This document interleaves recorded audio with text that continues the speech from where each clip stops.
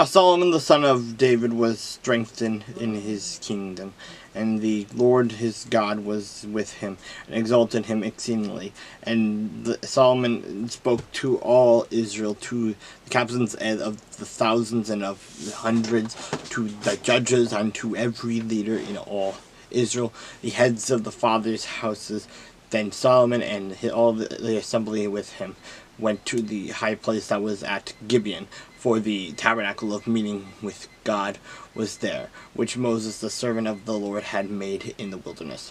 But David had brought up the ark of God from Kirjath Jearim to the place David had prepared for it, and he had pitched a tent for it at Jerusalem. Now the bronze altar that Bezalel the son of Uri the son of Hur had made, he put before the tabernacle of the Lord. Solomon and the assembly sought him there, and Solomon went up there to the bronze altar before the Lord, which was at the tabernacle of meeting, and offered 1,000 burnt offerings on it.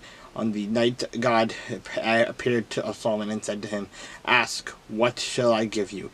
And Solomon said to God, "You have shown great mercy to David my father, and have made me king in his place. Now, Lord, let your promise to David my father be established, for you have made me king over a people like the dust of the earth in multitude. Now give me wisdom and knowledge, that I may go and come in before this people, for who can judge this great people of yours?" Then God said to Solomon, "Because this was in your heart, and that you have not asked riches or wealth or honor or the life of your enemies, nor have you asked long life, but have asked wisdom and knowledge for yourself, that you may judge my people over whom I have made you king. Wisdom and knowledge are granted to you. I will give you riches and great wealth and honor, such as none of the kings have had who were before you, nor shall any after you have to the like." So Solomon came to Jerusalem from the high place that was at Gibeon, from before the tabernacle of meeting, and reigned over Israel. And Solomon gathered chariots and horsemen. He had 1,400 chariots and 12,000 horsemen, whom he stationed in the chariot cities and with the king in Jerusalem.